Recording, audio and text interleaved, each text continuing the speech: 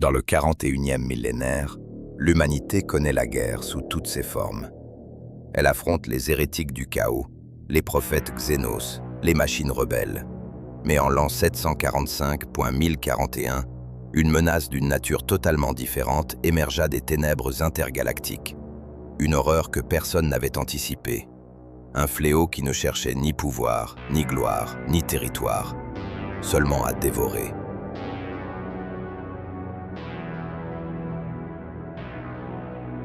Tout commença sur Tyran, un monde océanique, autrefois luxuriant aux confins de la frange orientale. Lorsque les vaisseaux impériaux arrivèrent pour leur visite de routine, ils découvrirent un monde mort, pas simplement stérilisé par un bombardement orbital, pas ravagé par une guerre, mais entièrement vidé. L'eau elle-même avait disparu. Les océans n'étaient plus que des bassins de roches nues. La biomasse planétaire entière avait été consommée jusqu'à la dernière bactérie. Les mondes voisins avaient subi le même sort. Des systèmes entiers réduits à des coquilles vides flottant dans le vide. L'inquisiteur Fidus Cryptman de l'Ordo Xénos fut dépêché pour enquêter. Ce qu'il découvrit sur Tyran changea à jamais la compréhension qu'avait l'Imperium des menaces Xénos. Dans les ruines d'un avant-poste du Mechanicus, Cryptman récupéra un datacodex. Les derniers enregistrements du Magos Varnak révélaient une horreur indicible. Des créatures venues de l'espace intergalactique, des organismes vivants agissant comme une seule entité. Une intelligence gestalt qui coordonnait des millions de bioformes dans un seul but. La consommation totale de toute matière organique. Cryptman nomma ces créatures d'après le premier monde qu'elles avaient dévoré, les Tyrannides. Un nom qui résonne encore aujourd'hui comme un présage de fin. L'inquisiteur analysa les trajectoires d'attaque et comprit avec horreur où cette flotte ruche se dirigeait. Vers Ultramar, vers le cœur du domaine des Ultramarines, vers Macragge elle-même. La flotte ruche Behemoth avançait avec une vitesse terrifiante. Chaque monde sur son passage était dépouillé en quelques jours. La biomasse ainsi acquise permettait à la flotte de croître, de se multiplier, de devenir toujours plus massive. Mais ce n'était pas seulement leur nombre qui les rendait terrifiants. C'était la façon dont ils combattaient. L'esprit ruche, cette conscience collective qui unissait chaque organisme tyrannide, orchestrait des tactiques d'une sophistication glaçante. Les tyrannides s'adaptaient en temps réel, évoluant leur bioforme pour contrer chaque stratégie impériale. Et puis il y avait l'ombre dans le warp, une perturbation psychique massive générée par la présence de milliards d'organismes tyrannides. Cette ombre étouffait les communications astrotélépathiques. Elle rendait les psycheurs fous de terreur. Elle isolait chaque monde avant même que les premiers vaisseaux ruches n'entrent en orbite. Les secteurs entiers plongeaient dans le silence, coupés du reste de l'Imperium, incapables d'appeler à l'aide ou de transmettre des avertissements. Cryptman savait qu'il devait devancer la flotte. Il réussit miraculeusement à atteindre un relais télépathe fonctionnel. Malgré l'ombre qui rendait toute communication presque impossible, son astropathe parvint, au prix de terribles souffrances, à percer le voile psychique. Le message atteignit Ultramar. La flotte ruche arrivait. Macragge serait leur prochaine cible. L'inquisiteur voyagea ensuite directement vers Macragge, arrivant miraculeusement avant la Horde. Il rencontra personnellement Marneus Calgar, le maître de chapitre des Ultramarines. Dans les salles du conseil de l'Arx Angelicum, Cryptman partagea tout ce qu'il avait appris. Les holoprojecteurs montraient des images cauchemardesques, des mondes écorchés, des vaisseaux vivants, des créatures aux griffes et aux crocs adaptées pour tuer. Calgar comprit immédiatement la magnitude de la menace. Si Macragge tombait, rien ne protégerait les mondes d'Ultramar. Et au-delà, des centaines de systèmes seraient exposés sans défense. Le maître de chapitre prit une décision. Behemoth serait arrêté à Macragge, quoi qu'il en coûte.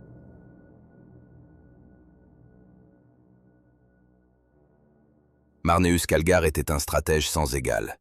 Ses 28 volumes de faits d'armes témoignaient d'un génie tactique qui n'avait d'égal que celui du primarque Guilliman lui-même.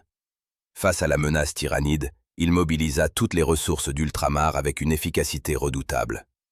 Chaque monde du secteur contribua à la défense. Chaque vaisseau capable de porter des armes fut réquisitionné. Chaque soldat entraîné à combattre l'ennemi à venir. Macragge elle-même était déjà une forteresse formidable. Le monde chapitre des Ultramarines possédait des défenses parmi les plus puissantes de l'Imperium. L'Arx Angelicum, le monastère forteresse des Ultramarines, se dressait au cœur de chaînes montagneuses impénétrables. Mais Calgar savait que les fortifications terrestres ne suffiraient pas contre une invasion de cette ampleur. La bataille se jouerait d'abord dans l'espace. Au-dessus de Macragge, une flotte massive fut assemblée. Les stations orbitales de défense Starnova furent activées, leurs batteries de défense laser pointées vers les étoiles. Les barges de bataille des Ultramarines prirent position, leurs coques bardées de blindages épais et de canons macros. Les croiseurs lourds de la flotte de défense d'Ultramar formèrent une ligne de bataille. Même les navires marchands furent armés et incorporés aux défenses. Des corsaires, des collecteurs de fortune, tout ce qui pouvait voler et porter une arme fut mobilisé. Calgar divisa ses forces avec la précision d'un maître d'échecs. Il savait que la bataille comporterait plusieurs phases. D'abord, l'engagement spatial. Ensuite, inévitablement, l'assaut planétaire. Il prépara ses défenses en conséquence. Les forteresses polaires de Macragge devinrent le pivot de sa stratégie. Ces installations massives, enfouies dans les glaces du pôle Nord et du pôle Sud, abritaient des batteries de défense orbitale de puissance phénoménale. Tant que ces forteresses tiendraient, leurs canons pourraient pilonner les vaisseaux tyrannides en orbite, empêchant un débarquement massif. Elles étaient donc absolument critiques. Calgar confia la défense de la forteresse polaire Nord à sa première compagnie, les vétérans, l'élite du chapitre. Sous le commandement du capitaine Saul Invictus, ces guerriers d'exception en armure Terminator représentaient la plus grande concentration de puissance combattante des Ultramarines. Invictus lui-même était un tacticien brillant, un meneur d'hommes charismatique qui avait minutieusement reconstitué la première compagnie après les pertes de la croisade corinthienne. Chaque escouade fonctionnait avec une coordination parfaite. La discipline de tir était superbe. Invictus avait transformé ses hommes en une machine de guerre implacable. La forteresse polaire sud fut également renforcée par des éléments de la première compagnie et par les forces de défense planétaire d'Ultramar. Des régiments de garde bien entraînés, équipés du meilleur matériel que l'Adeptus Mechanicus pouvait fournir.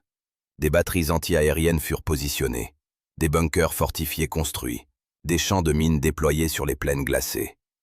Calgar lui-même prit le commandement de la force principale. La deuxième compagnie au complet, renforcée par des éléments de la première, 5e et 10e compagnie. Cette armée mobile servirait de force de réaction rapide, capable d'intervenir partout où les tyrannides perceraient les défenses. Le plan était simple mais efficace. Retarder l'ennemi, l'user dans des combats d'arrière-garde, gagner du temps pour que les forteresses polaires se préparent, puis, si nécessaire, replier toutes les forces vers ces bastions et tenir jusqu'à l'arrivée de renforts. Car Cryptman avait également transmis l'alerte à la marine impériale. La flotte Tempestus, basée aux chantiers orbitaux de Baka, avait été dépêchée. Plus de 200 vaisseaux de guerre fonçaient vers Macragge à vitesse maximale, mais ils mettraient du temps à arriver. Macragge devrait tenir seul pendant les premières phases de l'invasion. Les semaines d'attente furent tendues. Les ultramarines se préparaient avec la discipline qui les caractérisait. Les chapelains parcouraient les rangs, psalmodiant les litanies de haine. Les apothicaires vérifiaient l'équipement médical. Les tech marines consacraient chaque arme, chaque véhicule, chaque pièce d'armure.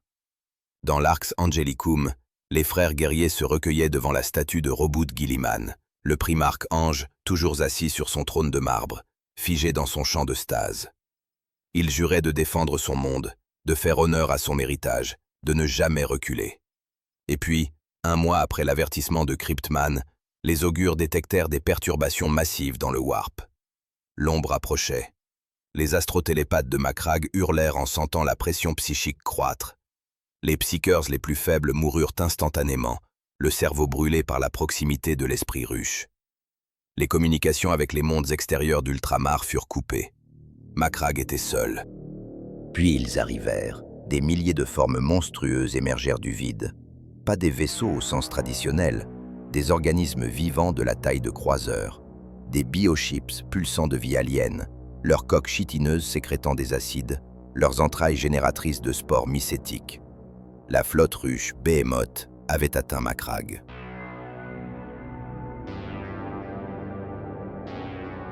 La bataille commença immédiatement. Les tyrannides ne négocièrent pas, ne firent aucune sommation, ne montrèrent aucune hésitation face aux défenses formidables qui les attendaient. Ils attaquèrent avec la détermination implacable d'un organisme affamé. Les stations Star-Nova ouvrirent le feu en premier. Des lances d'énergie pure déchirèrent le vide, frappant les bioships qui approchaient. Les créatures explosaient dans des gerbes de matière organique. Mais pour chaque vaisseau détruit, 10 autres continuaient d'avancer. Les batteries macro des croiseurs ultramarins crachèrent des salves dévastatrices. Les torpilles cycloniques percèrent les coques vivantes. Le vide spatial s'illumina de milliers d'explosions. Mais les tyrannides avançaient toujours. Ils absorbaient les pertes avec une indifférence totale. L'esprit ruche ne connaissait pas la peur, ne ressentait aucune douleur.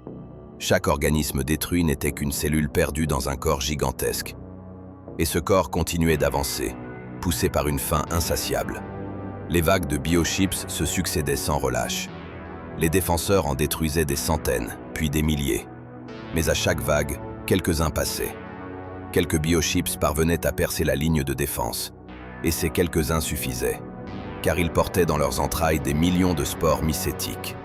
Les spores commencèrent à pleuvoir sur Macragge, des capsules organiques tombant à travers l'atmosphère comme une pluie acide.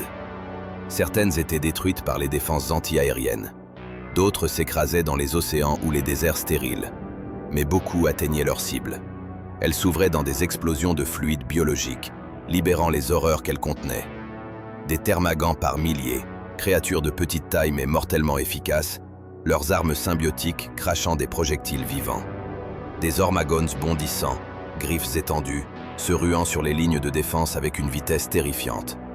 Des guerriers tyrannides, organismes synaptiques coordonnant les essaims. Des carnifex, monstres vivants de la taille de chars, leurs biocanons pulvérisant les fortifications. La bataille terrestre commença. Calgar dirigeait ses forces avec un génie tactique remarquable. Il avait étudié les données de Cryptman, compris comment les tyrannides combattaient.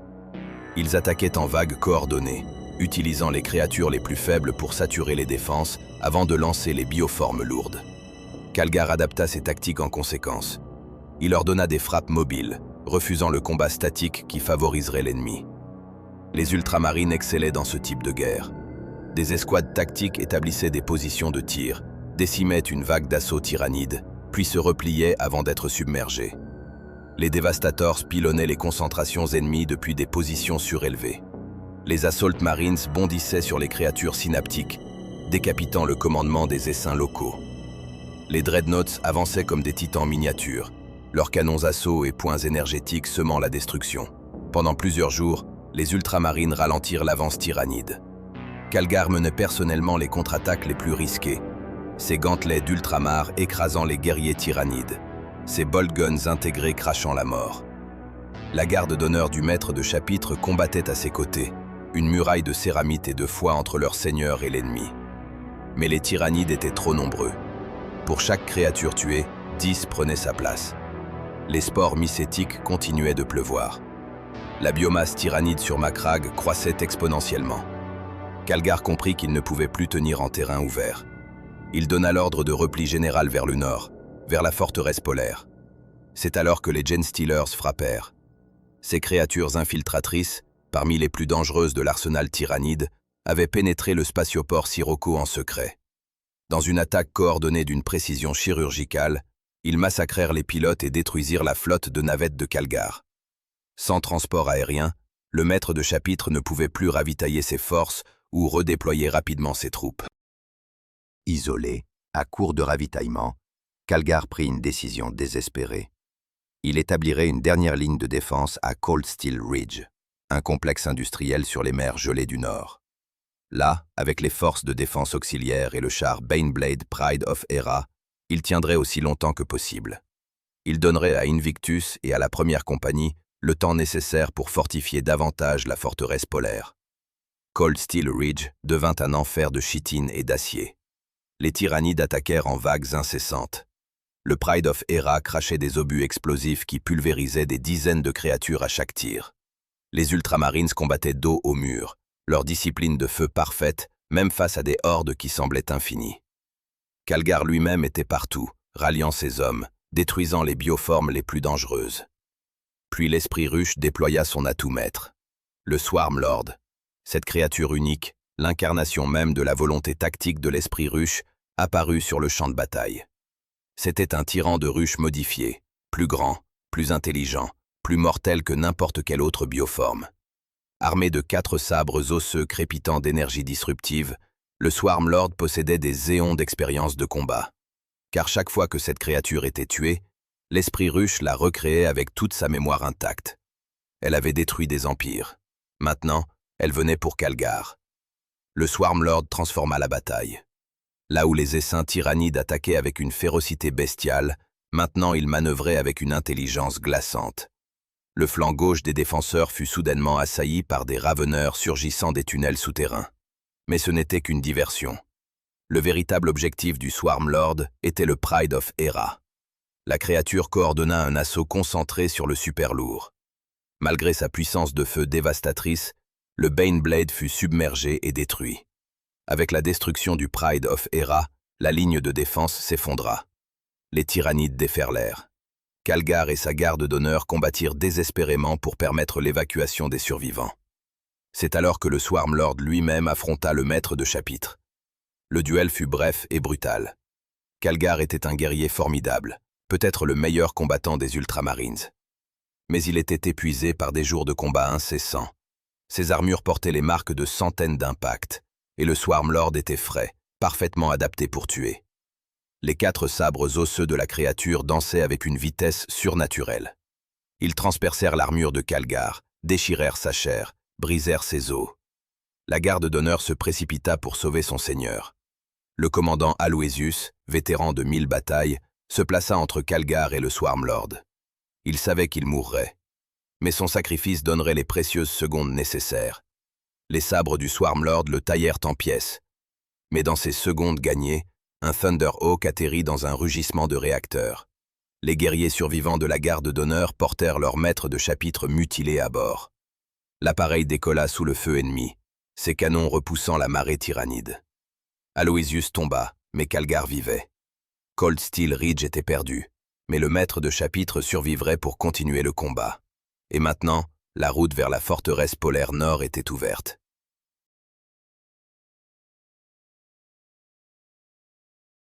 Dans la forteresse polaire nord, le capitaine Saul Invictus regardait les augures avec une expression sombre. Les rapports confirmaient ce qu'il craignait. Cold Steel Ridge était tombé. Calgar était grièvement blessé. Et maintenant, toute la masse de la horde tyrannide convergeait vers sa position. Invictus se tenait dans la salle de commandement, entouré de ses officiers. Tous portaient l'armure Terminator, le summum de la technologie martiale de l'Imperium. Ces armures avaient été forgées pendant la Grande Croisade. Certaines avaient marché aux côtés de Robert Guilliman lui-même. Et maintenant, elles seraient mises à l'épreuve ultime. La forteresse polaire nord était une merveille d'ingénierie militaire. Ses murs s'enfonçaient profondément dans la glace, renforcés par des couches de roc-béton et d'adamantium. Ses batteries de défense orbitale pouvaient pulvériser des croiseurs en orbite. Ces systèmes de défense rapprochés étaient conçus pour repousser des armées entières. Mais Invictus savait que face à ce qui arrivait, même ses défenses pourraient ne pas suffire. Il avait disposé ses forces avec le soin méticuleux qui le caractérisait. Les escouades Terminator tenaient les points stratégiques clés. Les Devastators étaient positionnés pour maximiser leur champ de tir. Les couloirs intérieurs avaient été transformés en zone de mort, chaque intersection fortifiée, chaque passage miné. Si les tyrannides voulaient cette forteresse, ils paieraient pour chaque mètre en sang et en chitine. Les premières vagues tyrannides frappèrent avec la force d'un tsunami. Des milliers de créatures déferlèrent sur les champs de glace entourant la forteresse. Les canons de défense ouvrirent le feu. Les explosions creusèrent des cratères massifs dans les rangs ennemis. Des titans de la Lexio Praetor arpentaient la plaine glacée, leurs armes d'apocalypse transformant les concentrations tyrannides en vapeur surchauffée. Mais pour chaque créature détruite, 10 autres avançaient. Le Swarm Lord lui-même dirigeait l'assaut. Sa présence amplifiait l'intelligence de l'essaim. Les tyrannides exploitaient chaque faiblesse, testaient chaque défense, s'adaptaient à chaque tactique. Les raveneurs creusaient sous les défenses extérieures, émergeant derrière les lignes. Les guerriers tyrannides coordonnaient des assauts simultanés sur plusieurs points. Les carnifex chargeaient les portes massives, leurs biocanons déchirant l'adamantium. Lentement, inexorablement, les défenseurs furent repoussés vers l'intérieur de la forteresse. Les défenses extérieures tombèrent, puis les murs extérieurs furent percés. Les ultramarines combattaient avec une discipline parfaite, vendant chaque position au prix fort. Les bolteurs rugissaient sans arrêt. Les lames énergétiques traçaient des arcs mortels. Les flammes purificatrices consumaient les essaims. Mais les tyrannides continuaient d'affluer. Ils remplissaient littéralement les couloirs de leur corps. Les Terminators tenaient bon, leurs armures massives encaissant des impacts qui auraient pulvérisé un homme normal. Leurs canons assaut crachaient la mort à bout portant. Leurs poings énergétiques écrasaient les bioformes comme des coquilles d'œufs. Pendant ce temps, au pôle sud, la situation était tout aussi désespérée. Mais là, miraculeusement, quelques survivants tenaient encore. Le dreadnought libre Auric Arachnus combattait aux côtés des défenseurs, son sarcophage ancien abritant l'esprit d'un guerrier millénaire. Ensemble, ils résistaient. Mais au nord, Invictus savait que la fin approchait. Ses forces s'amenuisaient. Chaque frère tombé était irremplaçable. La première compagnie, l'élite du chapitre, était en train d'être anéantie. Mais ils ne reculaient pas, car ils avaient tous fait le même serment. Tenir jusqu'à ce que Calgar puisse achever la bataille dans l'espace. Donner à la flotte le temps nécessaire. Les combats se concentrèrent finalement dans le silo 8, au cœur de la forteresse. C'était là que se trouvaient les contrôles principaux des batteries orbitales. Si les tyrannides s'en emparaient, la bataille spatiale serait perdue. Invictus rassembla ses derniers guerriers, peut-être une cinquantaine de Terminators, les meilleurs des meilleurs, des vétérans qui avaient survécu à des centaines de batailles. Ils formèrent un cercle au centre du silo, dos à dos, armes pointées vers l'extérieur. Les litanies de bataille résonnaient dans le casque de leurs armures. Ils savaient tous qu'ils ne quitteraient pas ce lieu vivant, mais ils tiendraient, pour l'empereur, pour Guilliman, pour Macragge. Les tyrannides déferlèrent. Une marée vivante de griffes et de crocs. Les bolteurs rugissaient. Les lames énergétiques chantaient. Chaque ultramarine était une forteresse à lui seul, distribuant la mort avec une efficacité mécanique. Les corps tyrannides s'empilaient, d'abord par dizaines, puis par centaines. Le cercle des Terminators se contractait lentement, chaque frère tombé réduisant le périmètre.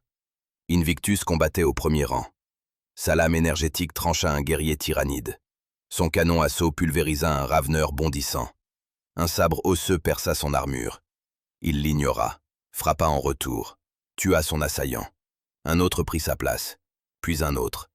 Son armure était couverte de sang, le sien et celui de dizaines d'ennemis. Mais il tenait.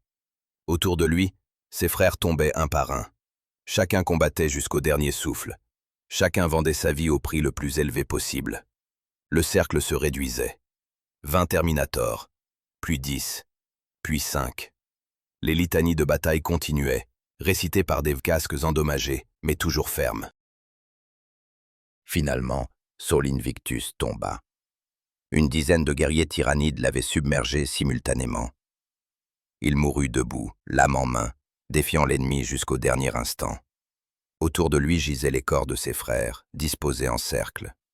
Ils étaient tous morts dos à dos, exactement comme ils avaient vécu, unis jusqu'à la fin. La forteresse polaire nord était tombée. La première compagnie des Ultramarines avait été anéantie jusqu'au dernier homme. Mais ils avaient accompli leur mission. Ils avaient tenu assez longtemps. Car dans l'espace, la bataille venait de prendre un tour décisif.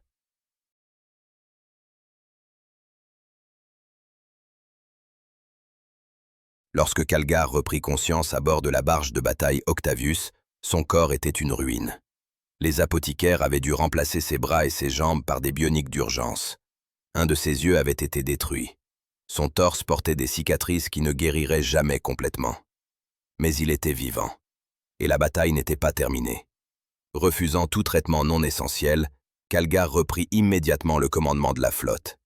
Les rapports étaient catastrophiques. Les défenses orbitales de Macragge avaient été réduites au silence. Des millions de spores mycétiques avaient atteint la surface. Les forteresses polaires étaient assiégées. Mais la flotte tyrannide avait également subi des pertes massives. C'était le moment de frapper. Les bioships survivants s'étaient regroupés et battaient en retraite vers le système extérieur, apparemment pour se réorganiser. Calgar ordonna la poursuite. La flotte ultramarine, bien que diminuée, fonça à leur trousse. La chasse les mena jusqu'à Circe, un monde annelé à la limite du système de Macragge. C'était un piège. Les tyrannides avaient dissimulé une seconde flotte dans les anneaux de Circe. Lorsque les ultramarines arrivèrent, Pensant avoir acculé l'ennemi, des centaines de bioships émergèrent de leur cachette. La flotte impériale se retrouva prise en tenaille. La bataille qui s'ensuivit fut d'une violence inouïe. Les bioships crachaient des spores acides. Leurs tentacules massifs attrapaient les croiseurs impériaux pour les broyer. Les lances d'abordage tyrannides perçaient les coques, déversant des Genstealers dans les coursives. Mais Calgar ne désespéra pas, car il avait lui aussi préparé une surprise. La flotte Tempestus arriva. Plus de 200 vaisseaux de guerre jaillirent du Warp en formation de bataille. L'amiral de la flotte, informé par Cryptman de l'urgence absolue, avait poussé ses moteurs au-delà des limites de sécurité pour arriver à temps. Maintenant, les tyrannides se retrouvaient pris en tenaille à leur tour. Mais même avec les renforts, le nombre de bioships restait supérieur. La bataille tournait mal. Les pertes s'accumulaient des deux côtés. C'est alors qu'un acte de sacrifice ultime changea le cours de l'histoire. Le Dominus Astra, un cuirassé de classe empereur et vaisseau amiral de la flotte Tempestus, chargea droit dans le cœur de la formation tyrannide. Son équipage savait ce qu'il faisait. Ils avaient reçu les ordres, et ils les exécutèrent sans hésitation. Au cœur de l'essaim ennemi, les tech-prêtres déclenchèrent une surcharge catastrophique des moteurs Warp. L'explosion ne fut pas nucléaire. Elle fut bien pire. Un vortex Warp s'ouvrit, un trou béant dans la réalité elle-même. Les énergies chaotiques du Warp jaillirent dans l'espace réel. Le Dominus Astra fut le premier à être englouti, puis les bioships tyrannides les plus proches. Le vortex grandit, s'étendant comme un maelstrom affamé. En quelques minutes, il avait avalé la majorité de la flotte ruche Behemoth. Des milliers d'organismes tyrannides disparurent dans le Warp. L'esprit ruche hurla silencieusement alors que des portions entières de lui-même étaient arrachées à la réalité. Puis le vortex se referma aussi soudainement qu'il était apparu. Le vide spatial était jonché de débris organiques. Mais la flotte ruche Behemoth avait cessé d'exister en tant que force cohérente. Les bioships survivants, privés de la coordination de l'esprit ruche, devinrent désorganisés. Certains tentèrent de fuir, d'autres attaquèrent sans but. La flotte impériale, bien que terriblement diminuée, les détruisit méthodiquement. La bataille spatiale était gagnée. Mais sur Macragge, les tyrannides continuaient de combattre. Sans la connexion à l'esprit ruche, ils auraient dû devenir inefficaces. Mais des millions de créatures infestaient déjà la planète. Beaucoup entrèrent en hibernation, s'enfouissant dans les glaces du Nord pour attendre. D'autres continuaient d'attaquer par pur instinct prédateur. Calgar redescendit sur Macragge à la tête de ce qui restait de son chapitre. Les compagnies 3 et 7, envoyées en avant sur leurs croiseurs d'attaque rapide, atteignirent les forteresses polaires. Au sud, ils trouvèrent miraculeusement des survivants. Auric Arachnus et quelques défenseurs tenaient encore, assiégés mais invaincus. Au nord, le silence les accueillit. Les équipes de recherche pénétrèrent dans les ruines de la forteresse. Ce qu'ils découvrirent dans le silo 8 les marqua à jamais. Un cercle de Terminators gisait au centre de la salle. Ils étaient tous morts dos à dos. Autour d'eux, les corps tyrannides formaient littéralement des montagnes. Sur un rayon de 20 mètres, les xénos étaient empilés sur 6 couches d'épaisseur. Le chemin depuis l'entrée jusqu'au cercle final était pavé de cadavres ennemis. Le corps d'Invictus fut retrouvé au centre du cercle. Même dans la mort, sa posture était celle d'un guerrier défiant. La première compagnie entière avait péri. 100 vétérans irremplaçables. Des armures Terminator datant de la Grande Croisade, détruites. Un héritage de 10 000 ans d'histoire, effacé en quelques heures de combat désespérés. Les semaines suivantes furent consacrées à nettoyer Macragge. Les tyrannides étaient traqués sans relâche. Les flammes purificatrices consumaient leurs nids. Les escouades de reconnaissance débusquaient les créatures hibernantes. Mais c'était un travail de titan. Il faudrait des années, littéralement des années, avant que Macragge soit complètement nettoyé. Les pertes étaient catastrophiques. La première compagnie anéantie. Des milliers de soldats des forces de défense morts, des régions entières de la planète dévastées. Calgar lui-même était une ruine bionique. Et pourtant, ils avaient gagné. Behemoth avait été stoppé, Ultramar était sauvé. Les mondes au-delà ne seraient pas dévorés. Le commandant Dante des Blood Angels dépêcha plusieurs compagnies pour aider au nettoyage. Cette aide fraternelle permit d'accélérer la purge. Mais même ainsi, la première compagnie des Ultramarines ne retrouva 50% de sa force opérationnelle qu'en 841.1041, 96 ans après la bataille. Le chapitre n'enregistra officiellement qu'il avait remplacé toutes ses pertes qu'en 861.1041. 116 ans après. 116 ans pour reconstruire ce qui avait été détruit en quelques jours. Le chapelain Hortan Cassius, qui avait accompagné la 3e compagnie dans sa course désespérée pour secourir la première, demanda et reçut la permission de Calgar de créer une unité spéciale. Les vétérans de la guerre tyrannique. Des guerriers spécifiquement entraînés à combattre les tyrannides. Au fil des années, cette unité grandit en nombre et en expérience. Car l'Imperium continuait d'affronter les flottes russes. Un fragment de Behemoth attaqua le monde voisin de Kalt, mené par une créature cauchemardesque connue comme Old One Eye, un carnifex monstrueux. Bien que cet essaim fût vaincu, Old One Eye lui-même survécut et ressurgit des décennies plus tard, une preuve vivante que les tyrannides ne connaissaient pas la défaite finale. La bataille de Macragge devint légendaire. Elle fut la première grande confrontation entre l'Imperium et la menace tyrannide. Elle révéla la véritable nature de l'ennemi. Non pas une simple race xénos, mais un fléau galactique. Une force de destruction qui ne pouvait être négociée, raisonnée ou apaisée, seulement combattue. Et combattue avec un coût terrible. Mais elle révéla aussi la résilience de l'humanité. La capacité de ses défenseurs à faire des sacrifices ultimes. La détermination de combattre même face à des adversités impossibles. Sol Invictus et sa première compagnie incarnèrent cet esprit. Ils savaient qu'ils allaient mourir. Mais ils tinrent quand même. Parce que c'était leur devoir. Parce que Macragge devait survivre. Et Macragge survécut. Behemoth fut brisé. Mais ce n'était que le début. 2 siècles et demi plus tard, la flotte russe Kraken émergea. Puis Léviathan. Puis d'autres encore. Les guerres tyranniques continuent encore aujourd'hui. Et à chaque fois, l'Imperium se souvient des leçons apprises à Macragge. Que la victoire contre les tyrannides se paie en sang. Que chaque monde sauvé est un triomphe arraché de l'extinction.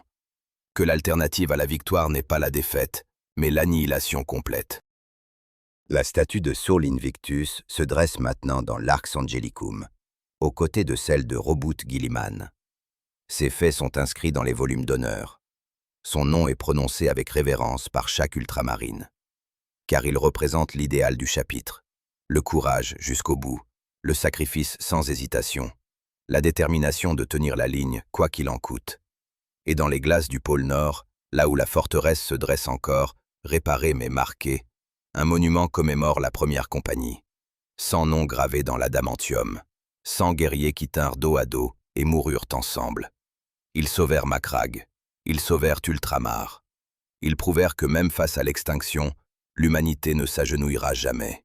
J'espère que vous avez aimé cette vidéo sur l'une des batailles les plus héroïques et tragiques de l'histoire de l'Imperium. Si c'est le cas, je compte sur vous pour soutenir l'oracle de Terra en vous abonnant pour plus de récits du sombre futur. Que l'empereur vous protège, et que vous ne connaissiez jamais la fin du grand dévoreur.